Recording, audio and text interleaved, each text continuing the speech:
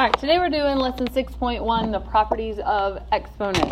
So, your essential question for today, how can you write general rules involving properties of exponents? But before we talk about these rules, we've got to make sure, we got to go back for a minute and we got to make sure you guys know what a power is, because these problems involve powers. So if you look at the screen, I gave you 5 to the second power. And we're going to break this down and we're going to identify what the 5 is and what the 2 is. While the whole thing is called a power, okay, each piece has an individual name. Does anybody remember what the 5 is called in a power? No, it's called the base. So whenever you hear me refer to leaving the base alone or leaving the base the same or not changing the sign of the base, okay, we're talking about the large number that is being raised to an exponent, to a power. So that would make the 2 our exponent. So these rules that we're talking about today have to do with the exponent. So I just want to make sure you know the difference between the base and the exponent. Now, the 2 most basic rules about powers are a 0 exponent or a negative exponent. So I want you to highlight 0 exponent. And then it says any number or variable raised to the power of 0 equals 1. I want you to highlight the equals 1. Okay, because I don't want that to get lost in all these words, because that is the key to a exponent that is 0. Any number or variable raised to the power of 0 is automatically equal to 1. It's that simple. There is one exception, and that is if you see 0 raised to the power of 0, that is undefined. Okay, but past that, any number or any variable raised to the power of 0 is 1. So example, 10 to the power of 0 or y to the power of 0. Either one of those would equal 1. Now the negative exponent rule. Highlight negative exponents. To change the sign of a negative exponent, and really to change the sign of an exponent period, okay, we move the power down to the denominator or up to the numerator, depending on where it is when the problem starts. Now, is there anywhere in this sentence where it talks about changing the base? No. Moving a power only changes the sign of the exponent. It never changes the base.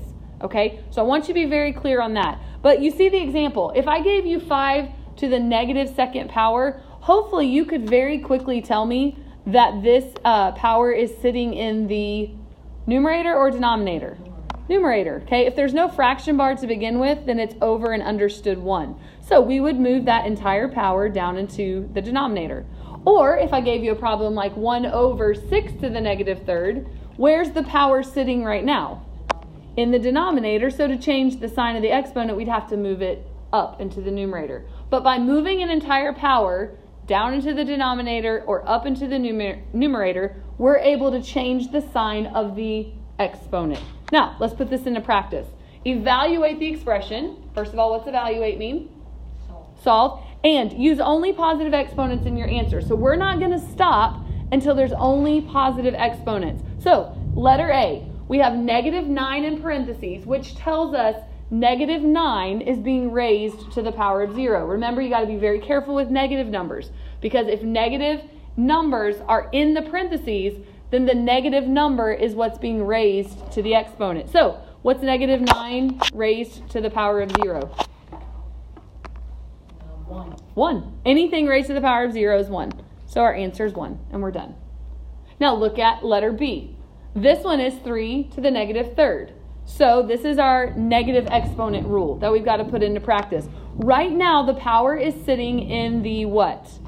Numerator. Again, if there's no fraction bar to begin with, then we know it's over a 1. So I want you to put over 1. Now, how are we going to change the sign of that exponent?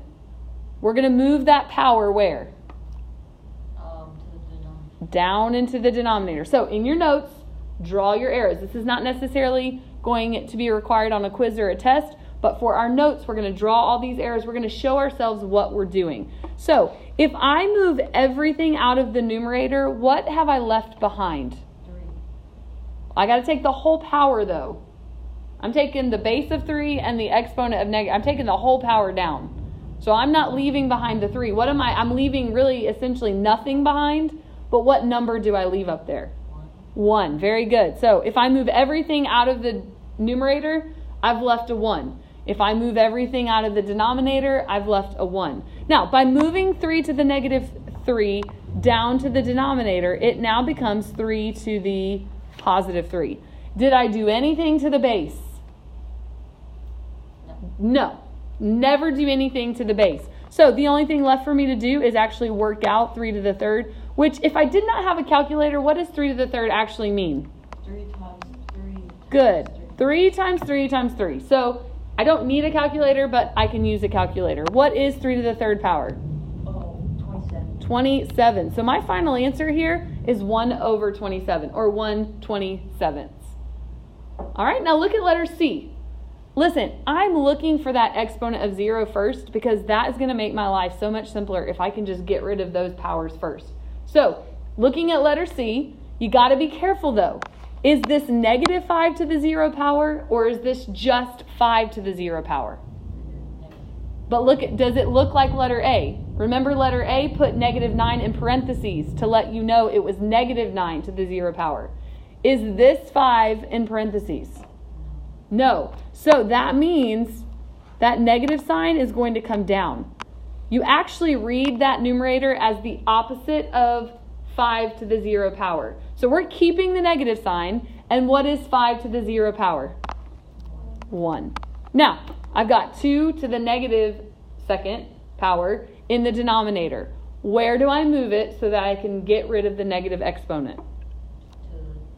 I move it up into the numerator. So when I move it up into the numerator, it becomes 2 to the positive second. There's nothing left in the denominator, so what number have I left behind?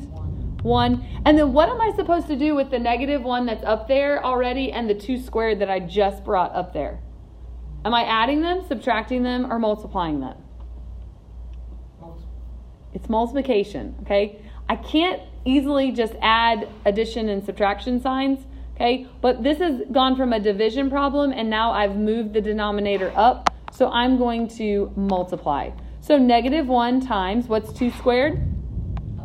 4. Do I need the denominator of 1 anymore? No. So what is negative 1 times 4? Class, what's negative 1 times 4? Everybody, what's negative 1 times 4? Negative 4. Awesome. Okay? So that's your negative exponent rule and your 0 exponent rules. Are there any questions so far? All right, let's look at these 3 properties. Now there's 5 properties you're going to learn today. We're going to focus on the first 3 first. If you can understand the title of the property, I think it's going to help you to remember what to do. So the product of a powers property. I want you to highlight that part. Product of powers property. Go back to, believe, your elementary days where you learned that the product is the answer to what kind of a question? Multiplication. So look at the product of a power property. Multiplying powers with the same base. In this property, you're going to be multiplying powers with the same base. So you can see from my example right here, I gave you 2 squared times 2 cubed. The bases are the same, and we are multiplying the 2 powers. Now, what is the rule? What are we supposed to do to the exponents? Look at right here on the screen. When we're multiplying powers with the same base, we do what to the exponents? Add them. Add, okay? Highlight it. Highlight it. Now, that means right here, if we're doing 2 squared times 2 cubed, does it say anything in the directions or the definition about changing the base? No. So don't change the base. If it's not in the directions or in the definition, don't change the base.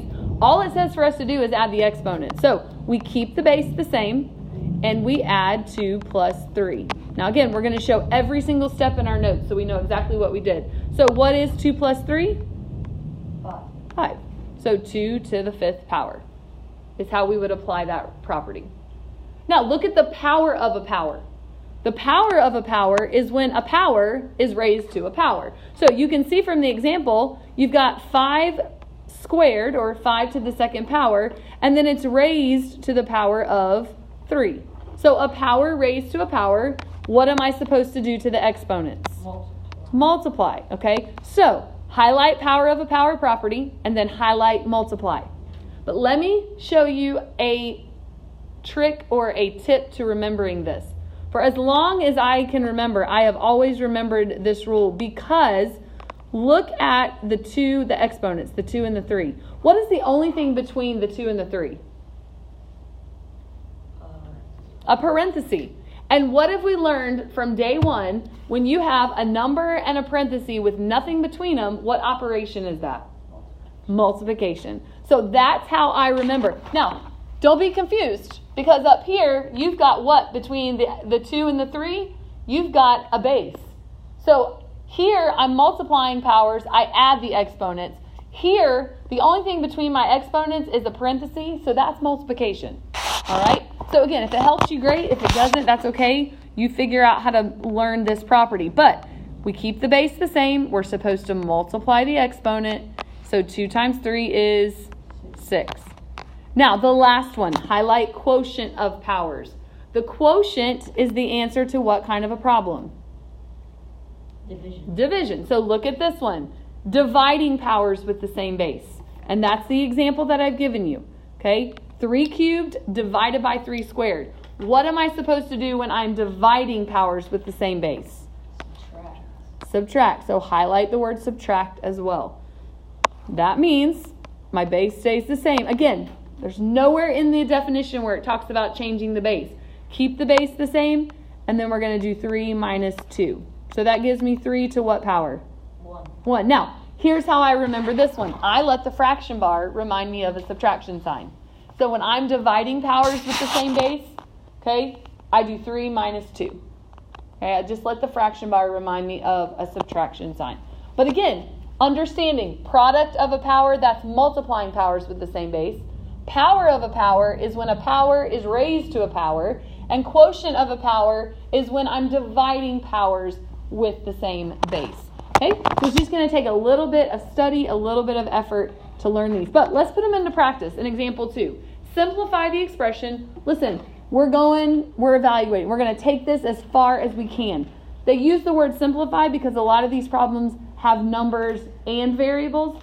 And obviously we can't go too far with variables. So when it's a number though, we're gonna evaluate it. All right? So let's look at letter A. What jumps out at you right off the bat when you're looking at letter A? Anything? No. The y to the power of 0, because automatically I know that equals what? 1. Good. I'm done. That's what I'm looking for. I want to get rid of as much stuff as I can. So anything to the 0 power, I'm changing to a 1. Now, in the numerator, am I able to multiply those 2 powers together? Do they have the same base? No. We got a base of 3 and a base of x. So really, we're just looking at the fact that these are negative exponents. So Haley, what am I going to do to get rid of that negative 2? That 3 to the negative second, what am I going to do with it? I'm going to move it down to the denominator. And Esther, what about x to the negative 5th? Where am I going to move that one? Down into the denominator, right? It's the only place. It's in the numerator. I got to move it down to the denominator. So I'm going to go ahead and move this 1 over just a little bit. I'm not going to get rid of it yet, but I am going to move it over. So I've got the 1. When I bring down 3 to the negative second, it becomes 3 to the positive second. And when I bring x to the negative 5th down, it becomes x to the positive 5th. Now again, I've moved all this stuff down into the denominator. What am I supposed to do to the 1, the 3 squared, and the x to the 5th? Add, subtract, or multiply? I'm always multiplying. And since I took everything out of the numerator, what is left in the numerator? 1. A 1. Awesome. So I have a little bit of math left to do. What's 3 squared? 9. And what's 9 times 1? 9. 9. And of course I can't do anything to x to the 5th. So this is my final answer. So notice, we took 3 squared and we worked it all the way out. But we couldn't go any further because we can't do anything when there is an x to the 5th power other than leave it. Okay? So this is simplifying. 1 over 9x to the 5th. All right, look at letter B. Which property? Let's pick the property being used in this problem. Product of a power, power of a power, or quotient of a power. Product of a power, right? We're multiplying powers with the same base. So, do we change the base? Nope, but what do we do to the exponents? Add them. So be very careful. It's 4 plus negative 6. What is 4 plus negative 6? Negative 2. Negative 2. Can I leave it as 10 to the negative second? No. Not according to the directions. Write your answer using only positive exponents. So right now this power sits in the what? Numerator, which means I'm going to move it to the denominator. So what's left in the numerator if I move everything out of it? A 1. And the 10 to the negative second becomes 10 to the positive second, giving me 1 over 100 as my final answer. Great job. Now, letter C. Before we start to solve this, I want you to do this. Go ahead and put the negative 5s in parentheses. I keep meaning to go back and change it, and I keep forgetting. All right? Product of a power, power of a power, quotient of a power. What's happening in letter C? Quotient. Quotient, which means, does my base change? No. Nope, I keep it negative 5, and what do I do to the exponents? You subtract. I subtract them according to the property. So, I have negative 5 raised to the 4th power. Now, when you plug this into your calculator, be very careful. You've got to plug the negative 5 in parentheses, because if you don't, it's going to give you a wrong answer. All right? So negative 5 raised to the 4th power is positive 625. Why? Because negative 5 times negative 5 is 25. Then you've got 25 times negative 5, which is going to give you a negative number. And then a negative times another negative 5 is going to give you a positive number. Okay? So a negative times a negative times a negative times a negative. Your final answer should be positive 625. All right, let's look at letter D. Products of a power, power of a power, quotient of a power. Quotient. So again, the base stays the same, and we're doing what to the exponents? Subtracting. What is 6 minus 7? Negative 1. So we can't stop. Negative y to the negative first is over what right now? It's over 1. So we move that where? Down into the denominator. You guys keep working down. I'm going to work beside it. That leaves a what in the numerator? 1. And the denominator, when we move that down, it's y to the first. You can put the 1, you can leave the 1 off. It doesn't really matter, but 1 over y is your final answer. All right, look at letter E. Product of a power, power of a power, quotient of a power. Which one is this? Power of a power. We've got a power, 6 to the negative second power, and it's raised to the negative 1 power. So a power of a power says we do what to the exponents? We multiply. So our base stays the same. We're doing negative 1 times negative 2. And what is negative 2 times negative 1, guys? Class? Negative 2 times negative 1 is? 2. Positive 2. What is 6 squared? What's 6 squared? 6 times 6 is, class? 36. Awesome. So my final answer is 36. All right. Product of a power, power of a power, quotient of a power. Which one is happening in letter F? Power of a power, so we're to be multiplying the exponents. And what is 12 times 5? 60. So W to the 60th power is our final answer. All right. Any questions about these first 3 properties? Awesome. Now let's look at the last 2. The power of a product and the power of a quotient. Now, here's what I want you to understand. If you can walk away understanding this, you're in good shape. Okay? This is essentially, these properties are essentially the power of a power property. Here's the only difference. In the power of a power, there's only one thing inside the parentheses, right? There's only one thing in the parentheses. Okay? Look at what happens in the product or the power of a product property. Okay, look at the definition. It says 2 or more numbers or variables are being multiplied inside the parentheses. So, we find the power of each factor and we multiply. Look at the power of a quotient. It's when a fraction is raised to a power. So we find the power of the numerator and the denominator and we divide. Now, let's look at this. Okay, if I'm looking at this example, all right, this right here is 2x to the fourth. So I've got two things being raised to the power of 3. I've got a 2 and I've got an x to the fourth. Now, 2 has no exponent written, so it's an understood what? 1, all right? So watch what happens. We apply the 3 to the exponent of 1, and we have to apply it to the exponent of 4. And what did we learn? In the power of a power, we're doing what to the exponents?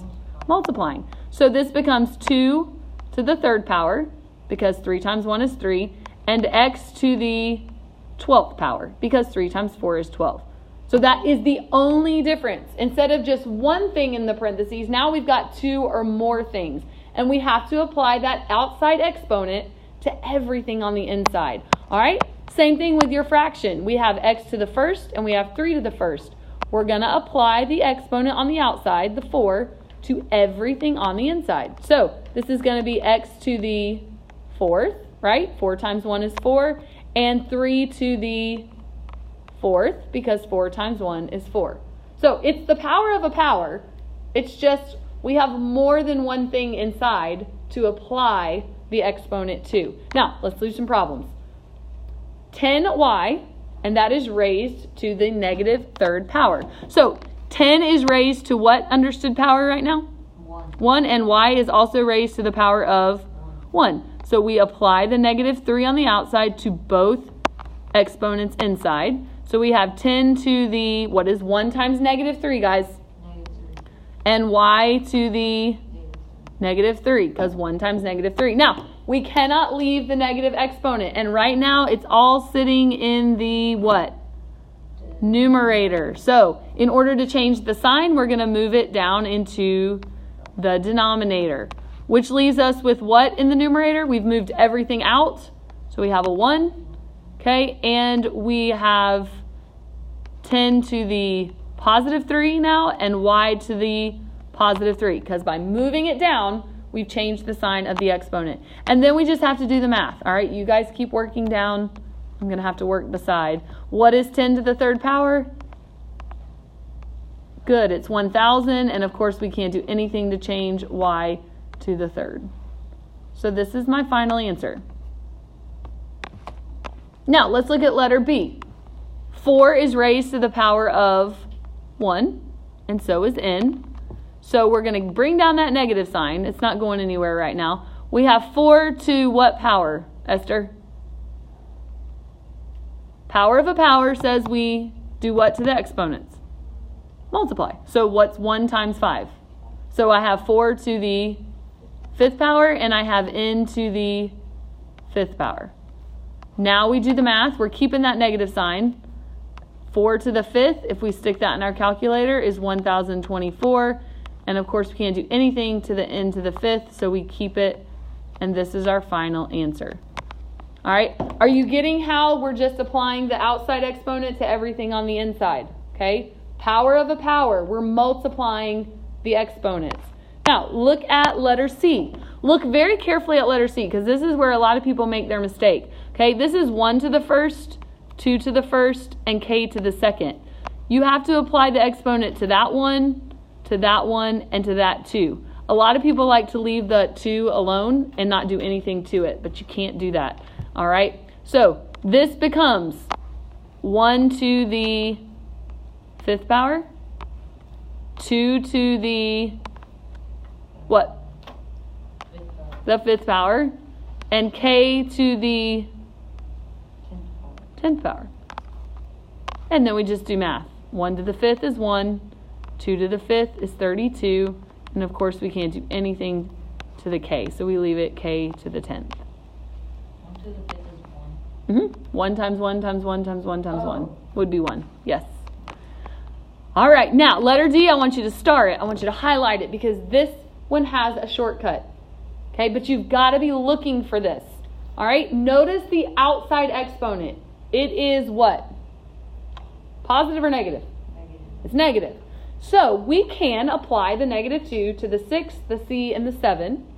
And then we're going to have to move things, right? Because we're going to have negative exponent. We're going to have 6 to the negative second, c to the negative second, 7 to the negative second, so we're going to then have to move a bunch of stuff around.